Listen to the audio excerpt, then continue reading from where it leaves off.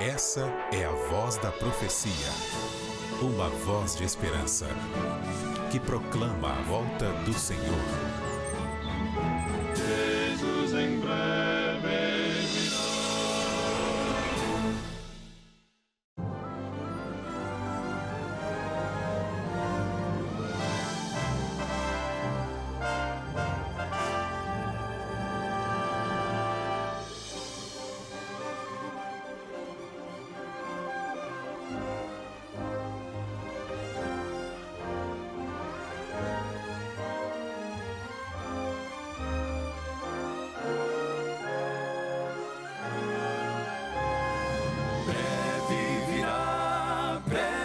virá.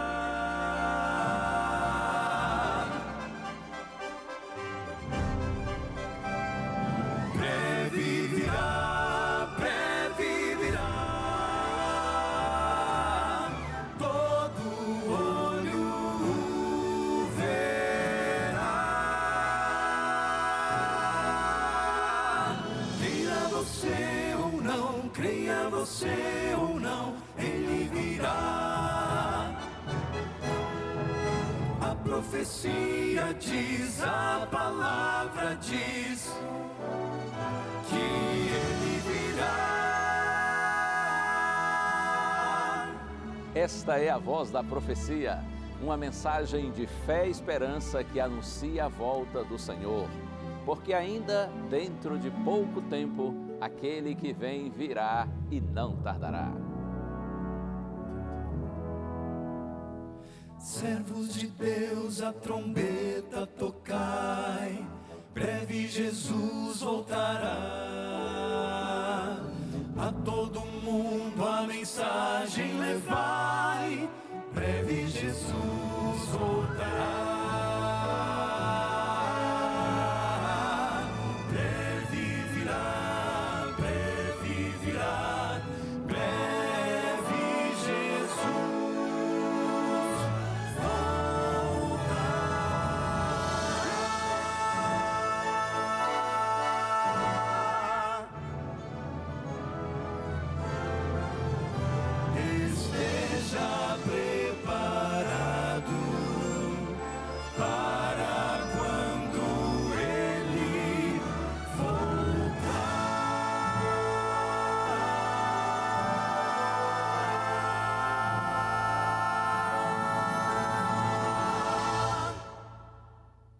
Bendito seja o nome do Senhor, porque o Senhor é bom e a sua misericórdia dura para sempre.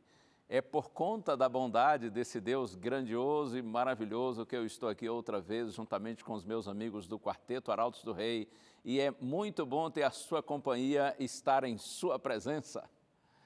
A Voz da Profecia é um ministério de pregação do Evangelho, existe desde o ano de 1943, em plena Segunda Guerra Mundial.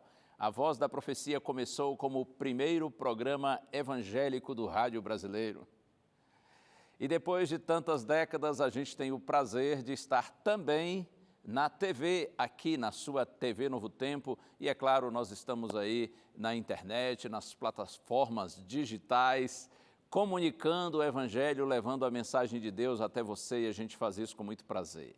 A gente faz isso com muita alegria, isso é um privilégio que o Senhor nos concede, e é claro, não só a mim, ao quarteto, e a todos que integram aqui o Ministério da Rede Novo Tempo. Na verdade, esse privilégio de comunicar o Evangelho, Deus concede a todos os seus filhinhos. Sim, quando você recebe Cristo como seu Salvador pessoal e passa a andar nos caminhos de Deus, então você é chamado para levar esse Cristo a outras pessoas. Todos nós, filhos de Deus, todos nós cristãos, temos esse privilégio e essa responsabilidade, e a gente faz isso com muito prazer e com muita alegria. No programa de hoje você vai ouvir outras músicas do Quarteto Arautos do Rei, você vai ouvir também e assistir testemunho, e eu terei o prazer de lhe comunicar a palavra de Deus. Já viu aí o título da mensagem? Nele, em Deus, é claro, nós vivemos, nos movemos e existimos. São palavras do apóstolo Paulo, e eu vou ter o prazer de refletir com você nessa mensagem. Deus lhe abençoe. Estamos juntos no ar, a voz da profecia.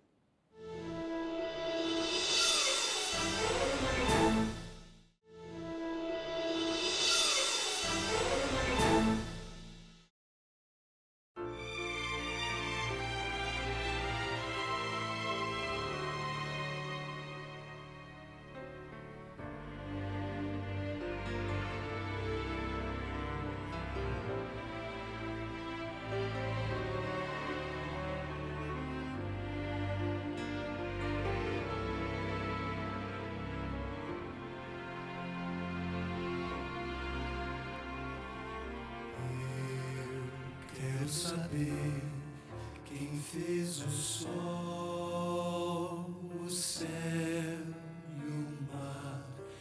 Eu quero saber quem fez o espaço sideral.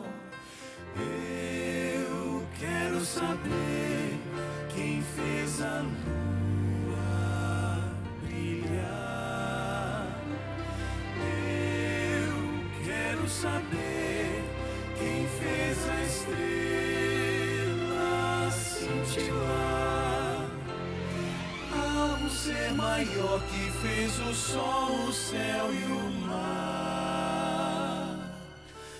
Há um Criador, Deus.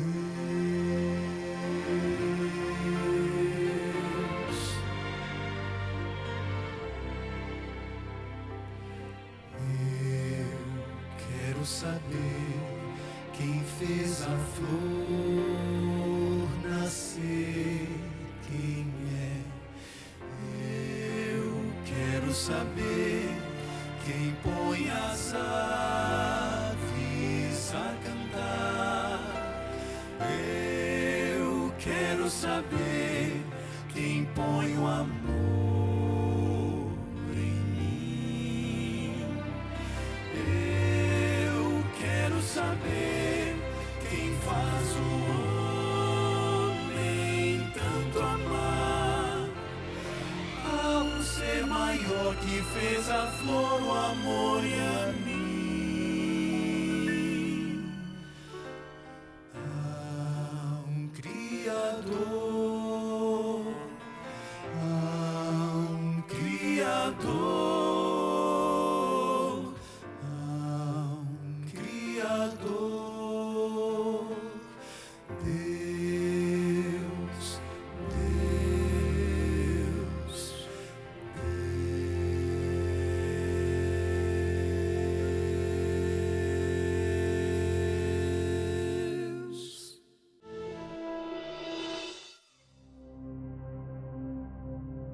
Todos sabemos que frequentar a escola é essencial e chegar à universidade é realmente um privilégio.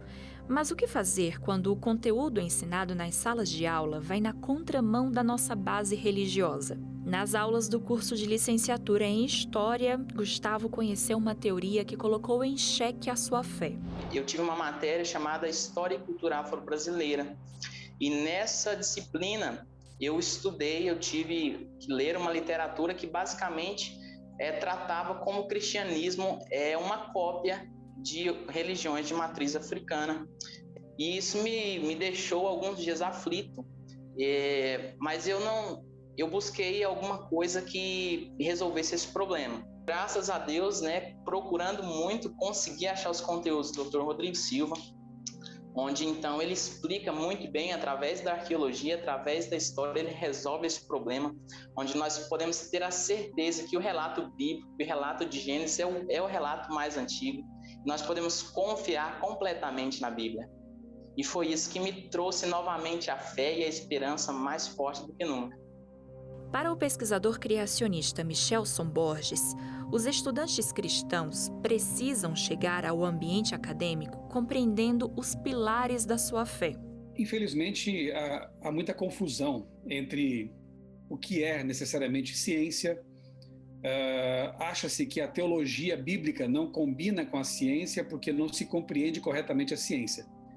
Eu vou dar só um exemplo na história da ciência de alguém que fez essa interface, que fez essa que conseguiu compatibilizar a boa ciência com a boa teologia. Isaac Newton, né, é um bom exemplo. Temos outros, né, Galileu e Copérnico, enfim, aqueles que chamamos de os pioneiros da ciência, os pais da ciência. Muita gente confunde, por exemplo, acham que a ideia da macroevolução, aquela que sustenta que ali nas primeiras formas de vida rudimentares, a coisa foi evoluindo por mutações aleatórias, seleção natural, a vida vai se tornando cada vez mais complexa, acham que isso é ciência, só que não, porque essa ideia não é verificável, não é sequer reprodutível. Eu fiz uma pós-graduação recentemente em biologia molecular e minha pesquisa foi justamente essa, a origem química da vida. Eu pude perceber que ao longo desses 30 anos quase em que eu já sou criacionista, a coisa não avançou nada. As pesquisas feitas para tentar explicar a origem química da vida a partir da não-vida não deram em nada. Então, até voltando aí com as ideias de panspermia cósmica, de vida ter surgido no espaço e aparecido aqui na Terra em algum momento, porque já se deram conta de que aqui na Terra, mesmo em bilhões de anos, a vida não poderia surgir. Então, coisas que são meramente filosóficas, algumas pessoas interpretam como sendo científicas. E aí, porque elas não combinam com o relato da criação na Bíblia, entendem que a Bíblia estaria em desacordo com a ciência, quando não. Ela está em desacordo com essa filosofia que posa de ciência. Gustavo deixa um recado para os estudantes cristãos. O conhecimento é uma bênção de Deus, nós podemos estudarmos, nos desenvolvermos, é a melhor coisa que nós podemos fazer. E quando nós nos vermos em dilemas quanto à nossa fé, nós precisamos ter a certeza de que há resposta, existe resposta. Eu tinha firme no meu coração que Deus é a verdade, que Cristo é a verdade, assim como Ele mesmo diz sobre Ele. Então, incansavelmente eu procurei uma resposta. E o Espírito Santo me respondeu. É assim mesmo, impressionante, não é? Como que nos meios acadêmicos hoje é comum, estabelecida a ideia, o pensamento de que realmente Deus não existe, tudo que existe nesse mundo, no universo, surgiu por acaso. Que pena que ideias tão absurdas se espalham pelo mundo e são aceitas pela maioria da humanidade. Mas eu louvo a Deus porque há pessoas, e você viu aí, há pessoas queridas que são tocadas pelo Senhor, pelo Espírito Santo e pela Palavra de Deus e se rendem à evidência incontestável de que existe sim um Criador. Ora, como que criação tão extraordinária como a que vemos nesse mundo e fora dele poderia existir por acaso? Deus seja louvado, porque tem muita gente também pelo mundo afora, gente também estudada, gente culta, gente inteligente, gente com muitos títulos acadêmicos que crê sim que há um Deus, um Criador bendito e glorioso. Deus seja louvado por isso e, é claro, eu estimulo você também a crer dessa maneira. E eu tenho um presente aqui nas minhas mãos para você. Esta aqui, a revista Sentimentos, a ciência do existir. Esta revista ela é de autoria da doutora Rosana Alves, uma neurocientista. E eu já dei uma folheada aqui, ainda não li a revista, pretendo lê-la, mas dando aqui uma folheada, fiquei encantado com os temas. A revista é toda muito bem ilustrada e assuntos como ansiedade, depressão, tão necessários e importantes, são abordados aqui de uma maneira muito bonita e muito clara pela doutora Rosana Alves. Esse é um presente da Novo Tempo para você. Deseja tê-lo? Liga para a gente, o telefone está aí na sua tela, 0 operadora 12 21 27 31 21. Você liga em horário comercial. Outra possibilidade é você pedir a revista através do nosso WhatsApp.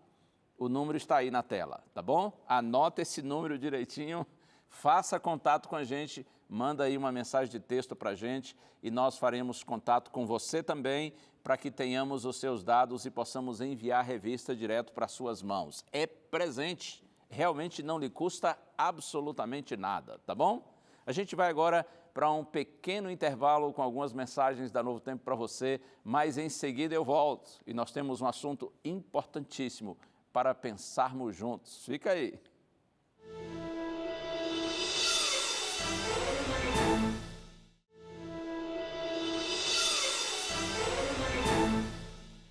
Prontinho, já estou com você. Esse é o seu programa A Voz da Profecia. e é muito bom sempre estar com você, estar na sua companhia, onde quer que você esteja, nessa hora, pelo Brasil e pelo mundo. Eu estou aqui no estúdio da Novo Tempo, exatamente no cenário da Voz da Profecia, e eu fiz questão de dar essa paradinha aqui agora em frente das fotos. Você pode ver aí as fotos dos meus amigos, da minha família também. Nós renovamos as nossas fotos e eu quero aproveitar essa oportunidade e apresentar cada um deles para vocês. Eu sei que os membros do quarteto já são conhecidos, mas eu aproveito para mostrar também a família de cada um.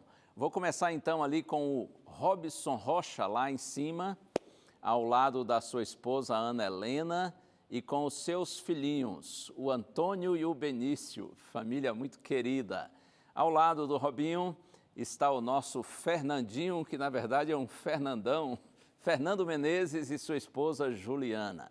E em seguida eu estou aí com a minha família, ali no centro eu estou com a Zena, minha esposa, e nas duas extremidades as filhas, a Kevlin e a Kathleen, e os outros dois agregados, os genros, o Wellington e o Murilo. É uma alegria poder compartilhar com vocês aí imagens da minha família também. Bom, lá na outra extremidade embaixo está o pastor Denis Versiani, sua esposa, a Priscila, e os filhinhos, o Noah e a Maite, isso aí. E depois o Fernando Santos, junto com a Josi, sua esposa, e o Lucas, nosso querido Luquinhas. E na extremidade aqui o pastor Jader Santos, com sua esposa Lúcia e o filho Guilherme. Nós somos, então, a equipe da Voz da Profecia, mas, em realidade, para a equipe ficar completa, há mais um integrante que viaja sempre conosco, e você que nos acompanha aí em nossas viagens sabe, é o nosso querido Vitor Bahia, o Vitinho. Ele é o nosso técnico de áudio, e você pode vê-lo aí na foto juntamente com sua esposa, a Daiane, que também trabalha aqui na Novo Tempo, no camarim da Novo Tempo.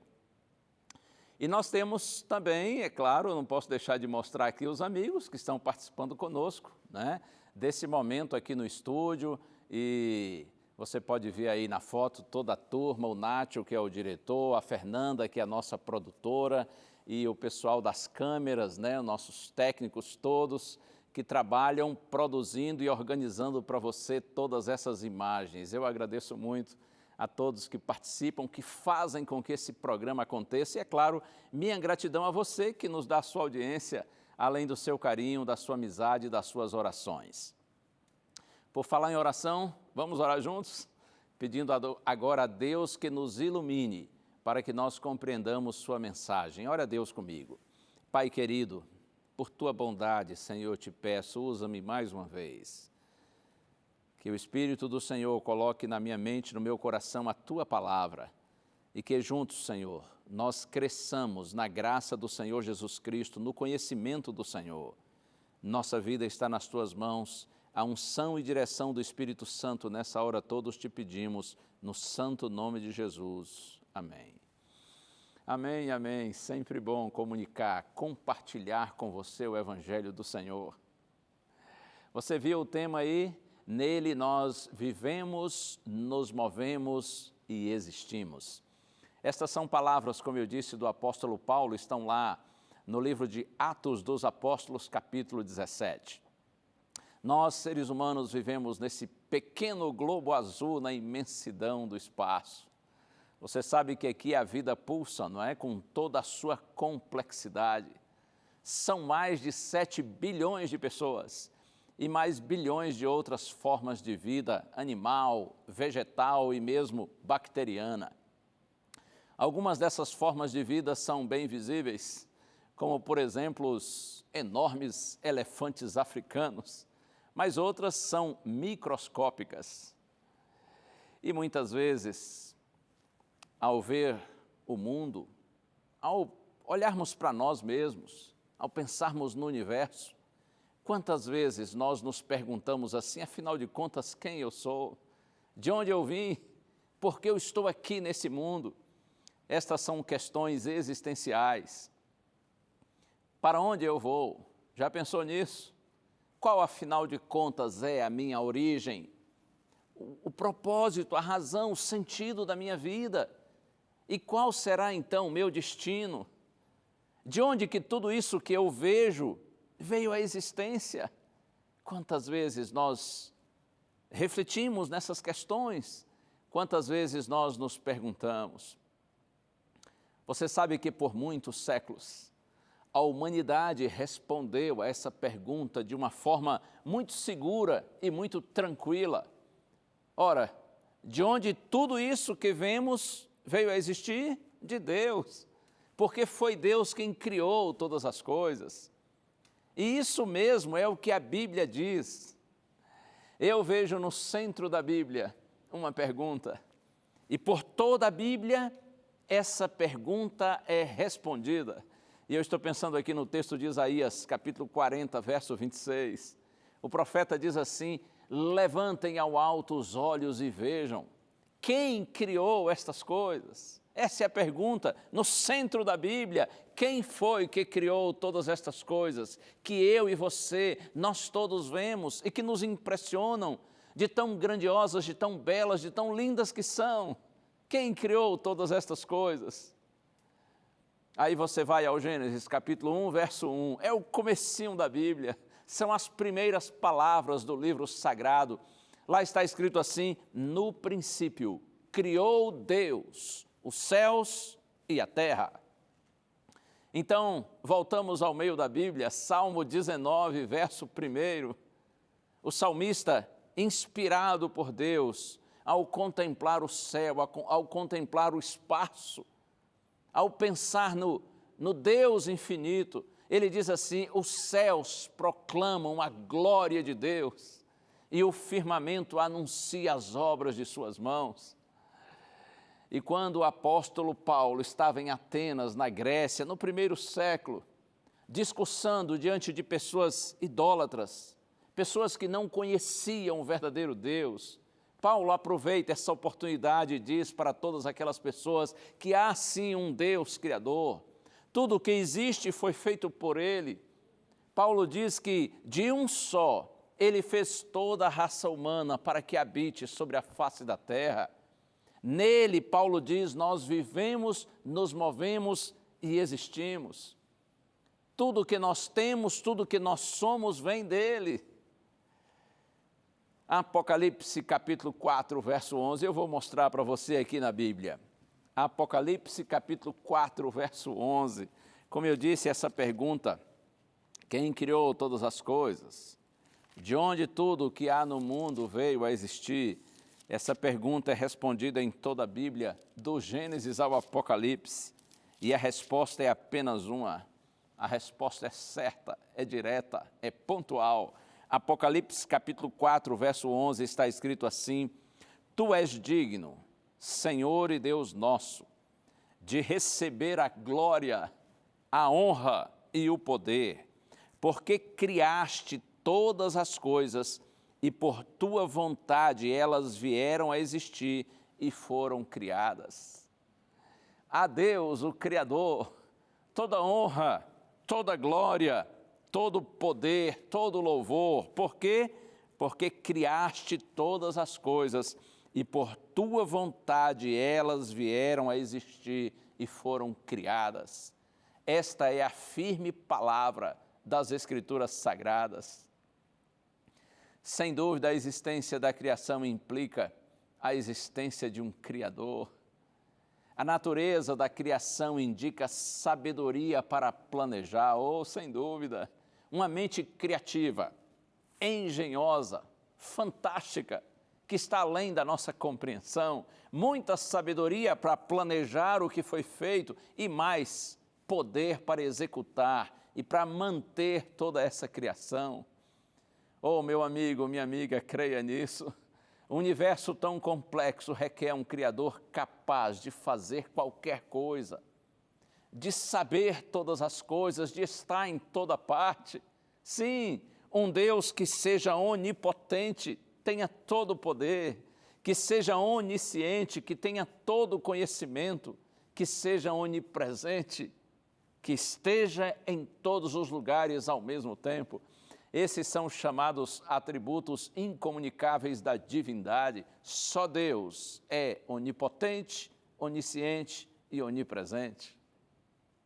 O famoso cientista britânico Isaac Newton, certa vez escreveu assim: esse belíssimo sistema no qual estão o Sol, os planetas e os cometas, somente poderia proceder do desígnio e do poder absoluto de um ser inteligente e poderoso.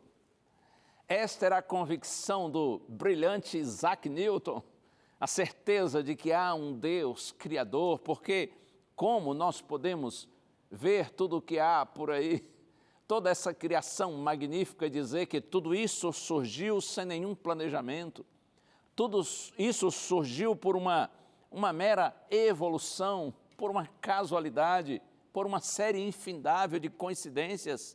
Isaac Newton, o brilhante Isaac Newton, não pensava desse jeito, e outras centenas e milhares de cientistas do passado e ainda do presente. Não fique você pensando que todas as pessoas cultas desse mundo e inteligentes, elas negam a existência do Criador, não pense nisso. Mas é verdade que a partir do século XVIII, essa premissa de que Deus criou todas as coisas, ela passou a ser fortemente questionada. No século XIX, com a publicação do famoso livro de Charles Darwin, A Origem das Espécies, uma nova visão tomou forma para responder quanto à origem da vida no planeta Terra. É possível que você saiba que, de acordo com a visão darwinista, a vida veio à existência de uma forma natural e gradual, num processo evolutivo. O ensino bíblico quanto à origem é tido como visão da fé, baseada apenas em crenças pessoais, subjetivas, e eles dizem sem qualquer apoio científico. Nós vivemos num tempo assim, onde predomina a negação do relato bíblico da criação.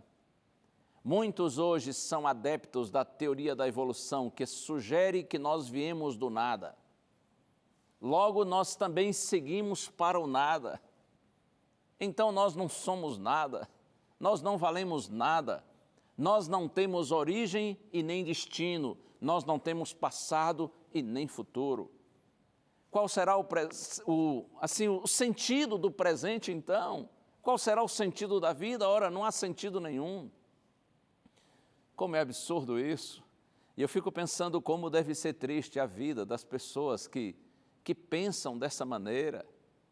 Não viemos do nada, repito, porque ninguém nos criou, nos planejou, nós surgimos por acaso. Nós estamos seguindo para o nada, ou seja, para a morte, porque a morte é o fim, com a morte tudo se acaba. A sepultura é a nossa casa eterna, nossa morada definitiva. Não há nada mais além da morte, além da sepultura. Que triste pensar assim. Veja, se a gente veio do nada e segue para o nada, é por isso que nós não somos nada, nós não valemos nada. A vida não faz nenhum sentido. Por conta desse tipo de pensamento, tanta gente por aí vive ansiosa, triste, desesperada, vivendo sem nenhum propósito, não vendo razão nenhuma na sua existência. Que triste esse pensamento. Mas eu vejo muito mais coerência no ensino bíblico.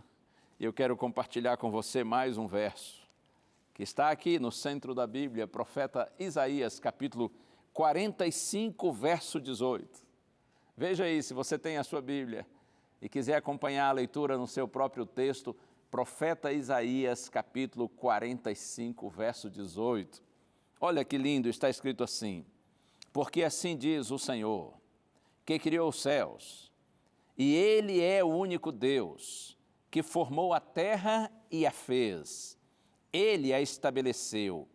Ele não a criou para ser um caos, mas para ser habitada. Eu sou o Senhor e não há outro. O profeta Isaías diz, é isso que diz o Senhor, aquele que é o único Deus, aquele que formou a terra e a fez, Ele que a estabeleceu, e vamos sublinhar esta frase, Ele não a criou para ser um caos, mas para ser habitada. Você sabe que muitos cientistas já descobriram que o nosso planeta ele é um oásis no meio de um universo vasto e hostil. Nossas condições ambientais altamente precisas e interdependentes, elas formam o que é conhecido no meio científico como princípio antrópico ou constante antrópica. Antrópico vem do grego e significa homem ou humano, ser humano. Isso indica a convicção de muitos cientistas de que o universo é extremamente bem ajustado, bem planejado, para permitir a existência da vida humana aqui na Terra. Por isso que o profeta Isaías diz que Deus criou a Terra não para ser um caos, mas para ser habitada. São evidências que apontam para o fato de que a Terra e o universo não surgiram por acaso. Um Criador inteligente e poderoso planejou detalhes, sejam detalhes macros ou micros, sejam grandes ou pequenos, de modo que é possível ainda hoje, mesmo nessa era científica e tecnológica, manter a crença na origem da vida como um ato especial de Deus. Davi, o rei Davi, eu citei há pouco esse verso, essas palavras de Davi. Davi não tinha nenhuma formação como astrônomo ou conhecimento cosmológico, mas Davi via na imensidão e na complexidade do universo as digitais de um Criador. Por isso que ele disse, os céus proclamam a glória de Deus e o firmamento anuncia as obras das suas mãos. Salmo 19, verso 1. Mantenha esse verso na sua mente e no seu coração. Não deixe que o ceticismo, a descrença, a incredulidade vençam você e tirem do seu coração a convicção de que há um Deus Criador, porque os céus proclamam a glória de Deus e o firmamento anuncia as obras das suas mãos. Essa foi a mesma percepção de William Paley, um filósofo inglês que viveu no século XVIII e que se tornou famoso por sua declaração de muito bom senso, o argumento de que todo relógio implica a existência de um relojoeiro. Simples assim. Todo relógio implica a existência de um relojoeiro. Imagine, por exemplo, você está andando aí numa floresta, você está no meio do mato, floresta densa, fechada, e você, por alguma razão, está fazendo aí uma aventura pela floresta em meio à natureza. E de repente você, quando olha para o chão, imaginando aí o risco de encontrar uma cobra, muito preocupado com o ambiente ali que você está andando, de repente você olha para o chão, em vez de ver uma cobra, você encontra um relógio. Mas um relógio caríssimo, de uma marca famosa. E o relógio, ele está cravejado de diamantes. Algo lindo, muito caro, ali caído no chão, no meio do mato. Você vê aquele relógio no chão e qual a conclusão que você chegaria quanto à causa daquele relógio? Teria ele sido criado pelo vento, pela chuva, pela erosão, ou quem sabe alguma combinação assim de forças naturais? Por isso que aquele relógio existe, e a causa da existência do relógio são todas essas forças naturais, talvez combinadas. Você pensaria isso? Ora, só se você fosse um tonto, não é? Claro que você não vai pensar assim. Alguma pessoa, algum ser inteligente fabricou esse relógio, por sinal com muito bom gosto, com muito esmero, e alguém, certamente de forma acidental, o deixou cair ali na floresta, e você está tendo a oportunidade de encontrá-lo. Você jamais pensaria que esse relógio passou a existir por conta dessas forças naturais. Se um relógio assim não pode ter surgido por acaso, imagine você como eu e você. E tudo o que há aqui neste mundo essa natureza exuberante, tudo o que há nesse universo, como pensar que tudo isso surgiu por acaso? John Glenn, a pessoa mais idosa a ter viajado pela órbita da Terra, aos 77 anos, a bordo do ônibus espacial Discovery, olhando pelas janelas daquele veículo espacial, ele comentou assim: olhar para esse tipo de criação e não acreditar em Deus é algo, ele disse, impossível para mim. Pois para mim também. Não existe outra explicação plausível para a grandeza, complexidade, beleza e harmonia do universo, sem a existência de um projetista inteligente e poderoso. Eu penso que os que negam o criacionismo, tal qual está na Bíblia, eles precisam tomar medidas extremas para negar o óbvio. Quando os homens sonham com teorias hipotéticas que não são apoiadas por nenhuma comprovação e que de fato são impossíveis, eles deixam o reino da razão e da racionalidade e entram no reino da fé cega. É por isso que eu creio na existência de um ser superior, soberano e magnífico, um ser que é onipotente, onisciente e onipresente. Esse é um ser pessoal, cujo caráter é absolutamente confiável, perfeito e generoso. Oh, glória a Deus por isso! Eu creio que Ele é o Criador de todas as coisas. Ele tem o poder de materializar a sua palavra. A matéria e o cosmos, o universo, existem porque Ele criou. O ser humano, inclusive, é obra-prima da criação divina. E toda a criação tem um propósito. Oh, guarde isso em seu coração. Nós, seres humanos, ainda que desfigurados por conta do pecado, nós somos a obra-prima da criação divina. E tudo que Deus criou tem um propósito. Inclusive você e eu, que segundo o profeta Isaías, fomos criados para glorificar a Deus. Glorificar a Deus é o grande sentido, é o grande propósito, é a grande razão da nossa existência.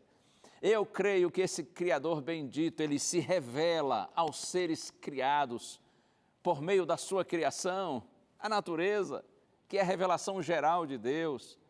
Mas o Senhor também se revela por meio da sua palavra. Sim, aqui a Bíblia, a palavra escrita, a revelação especial. Deus se revela também por meio da nossa consciência. Isso é revelação individual, pessoal, é a obra do Espírito Santo na mente, no coração do ser humano. Deus se revela também por meio de obras providenciais, por meio de livramentos. Quantas vezes, de alguma maneira, Deus se mostra a nós diante desse seu cuidado para conosco. Mas a maior revelação de Deus à humanidade é o próprio Deus, quando tornou-se carne e habitou entre nós. Talvez você conheça o texto de João, capítulo 1, verso 14.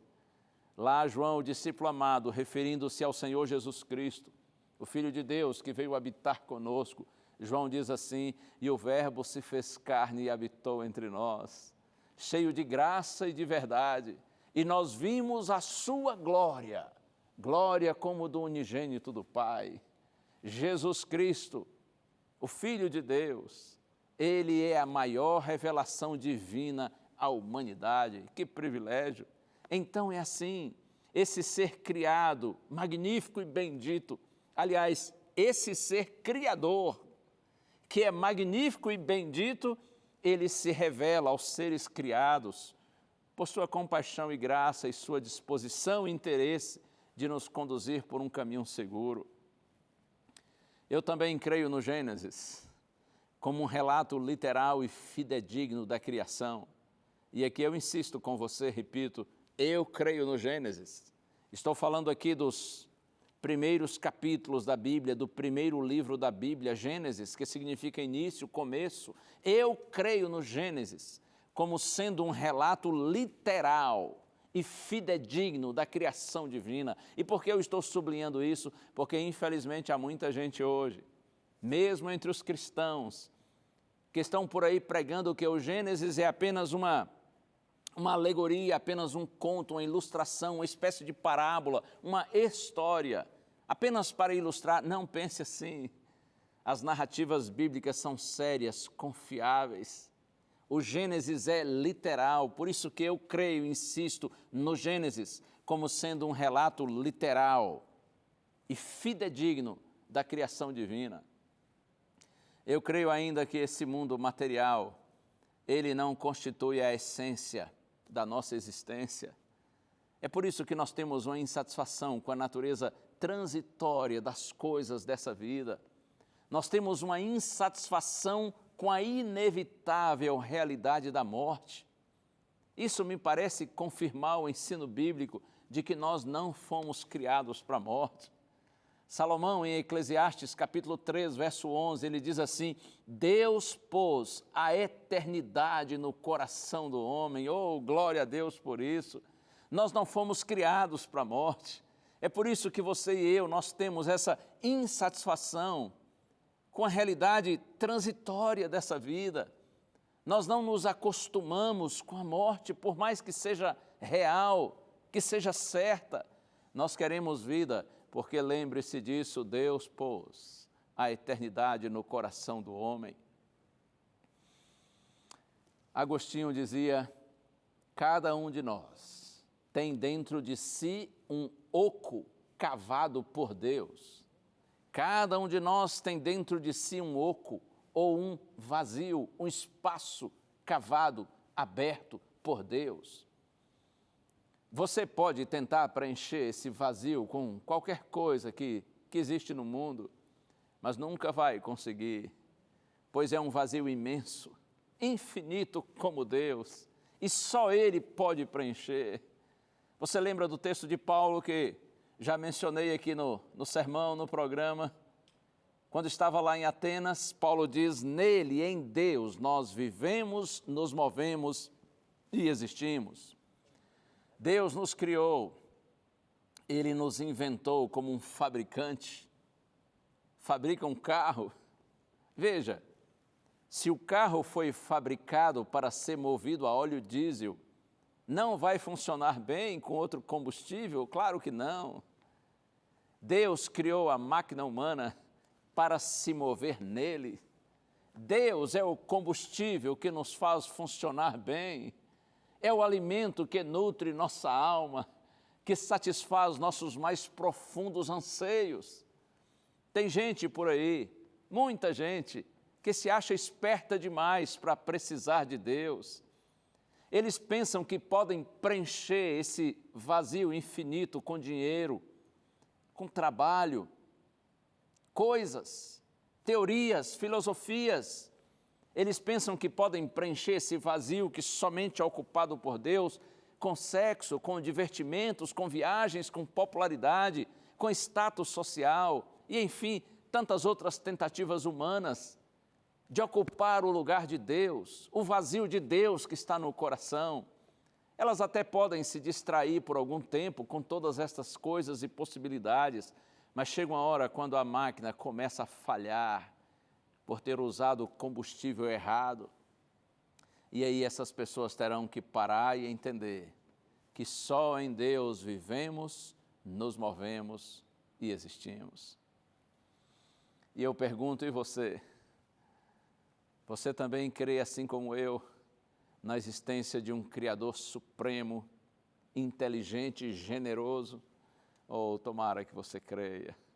Eu sei que estou falando para muitos filhinhos e filhinhas de Deus, pelo Brasil e pelo mundo, que têm essa firme confiança no seu coração e na sua mente. Eu sei que estou falando para muita gente de Deus, que ama o Senhor de todo o coração e que não tem nenhuma dúvida quanto à sua existência e quanto ao seu amor para conosco. Talvez outros estejam me assistindo agora e pensem assim: mas olha, pastor, o que importa se eu creio ou não em Deus? Isso vai fazer alguma diferença para mim, na minha vida? Claro que sim. A compreensão de nossa origem divina influencia em nosso presente e indica nosso futuro. É assim mesmo. Em Deus nós descobrimos nossa identidade, o propósito, o sentido, a razão da nossa vida no presente. E em Deus também nós compreendemos nosso destino, e eu gosto sempre de pensar nisso. Há um futuro glorioso para aqueles que confiam no Senhor. Quando você descobre a Deus, quando você conhece a Deus, ama a Deus e crê nele, você entende que você não é um acidente, você não é obra do acaso, por isso você tem valor, você tem importância. Quando você conhece a Deus e confia nele, você compreende que o seu futuro não é a sepultura, seu futuro não é a morte, simplesmente a morte como o fim de tudo. Deus tem para aqueles que nele confiam vida, e vida eterna, vida plena. A nossa morada definitiva não é a sepultura, mas é na casa do Senhor, na presença de nosso Pai eterno, do Deus Criador dos céus e da terra. Quando você crê em Deus, você vive com a esperança dominante. E que esperança dominante é essa? É a certeza de que o melhor está por vir. O que estamos vivendo e experimentando aqui é fruto de uma descontinuidade de nossa relação com o nosso Criador. Infelizmente, por conta da desobediência, da rebelião, da rebeldia, nós nos afastamos de Deus, estamos colhendo as consequências dessa separação do nosso Deus.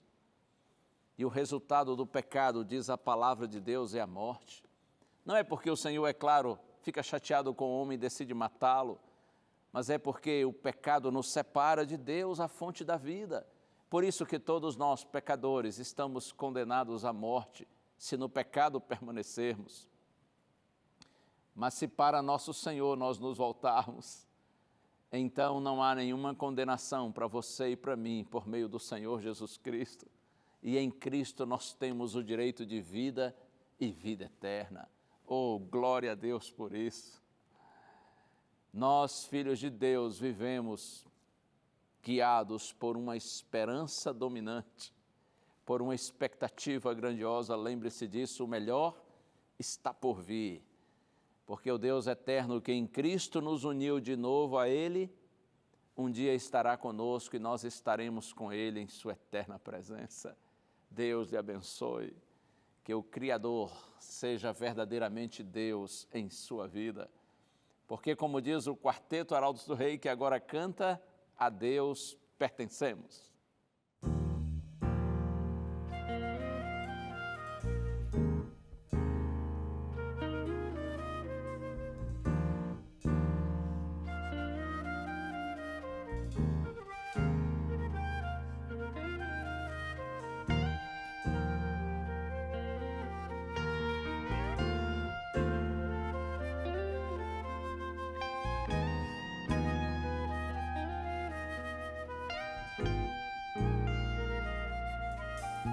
Somos filhos de um Deus que um dia nos criou. Fomos salvos por Jesus, que na cruz por nós morreu. Somos templos do Espírito, que um dia nos tocou. Fomos sim justificados pela graça lá do céu. Só nos resta agradecer no viver a esse Deus, pela vida que nos deu, pelo preço que pagou. Como herdeiros da promessa, não devemos esquecer de entregar a Ele agora nossa vida que comprou. A Deus pertencemos pela criação, em Deus renascemos pelo seu perdão. De Deus nós seremos pela redenção. Em Cristo nós temos plena salvação.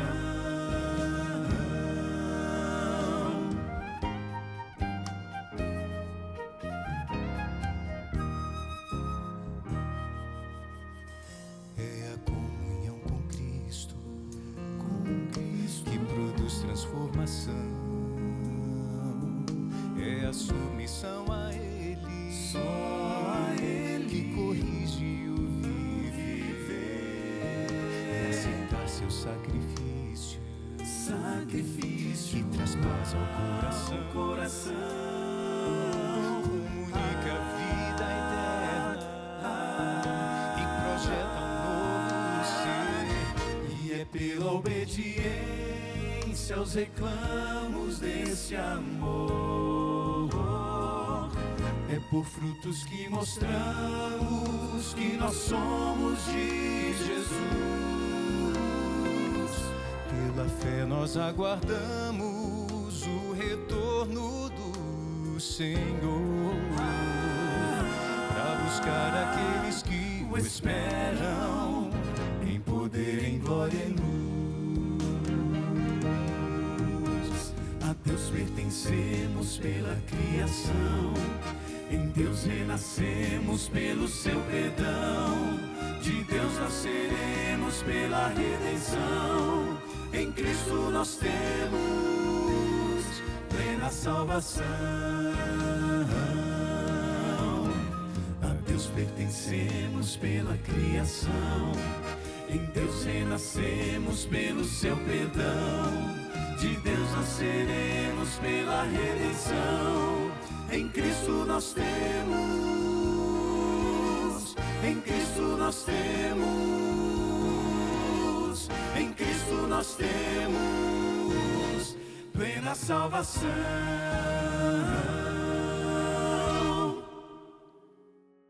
É assim mesmo, nós pertencemos ao nosso Deus. Por favor, creia na mensagem do Senhor, creia nessa palavra de Deus para você. Você tem valor, sim, você tem importância, você não surgiu, não existe por acaso, você não é filho da evolução ou de uma série infindável de coincidências. Você é filho do Deus eterno, Criador dos céus, da terra e de todo o universo. Você pertence a Ele, Ele é o seu Criador. Porém, mais do que isso, o Deus Criador também é o nosso Redentor, é o nosso Salvador, porque o seu bendito Filho, o Senhor Jesus Cristo, veio a este mundo e para nos religar ao Pai, Ele entregou sua vida no Calvário. Jesus Cristo é o nosso Salvador. Em Cristo nós somos religados a Deus, ao Criador, ao nosso Pai eterno. E pela graça do Senhor, um dia com Ele nós viveremos para sempre. Deus lhe abençoe, creia em Deus, aceite Jesus Cristo como seu Salvador pessoal e deixe que o Espírito Santo guie a sua vida por um caminho seguro e feliz, vivendo com esperança, sabendo de onde você veio, onde você está e para onde você vai. E vai sim, vai para os braços do eterno Pai, do Deus Criador dos céus e da terra. O nosso futuro é glorioso, o nosso destino é grandioso quando nós confiamos em Deus de todo o nosso coração. Que o Senhor lhe abençoe. Posso orar com você? Vamos pensar juntos em Deus. Pai querido, eu te louvo, Senhor, pelo privilégio de ministrar a Tua palavra e de saber que há milhares de pessoas pelo Brasil e pelo mundo que recebem esta palavra no coração, que aceitam essa mensagem porque estão respondendo ao chamado do Espírito Santo e eles se entregam a Ti e confiam em Ti de todo o coração. Eu peço que Tu guardes e abençoes esses Teus filhinhos, Senhor, para que permaneçamos firmes em Ti, sejamos luzes do Senhor no meio desse mundo de escuridão, para que outros possam encontrar o Senhor, o Deus Criador e Salvador. Em Jesus nós oramos. Amém. Amém, amém. Firme em Deus. Lembre-se que nele nós vivemos, nos movemos e existimos. E a gente se vê no próximo programa. Um abraço. Tchau.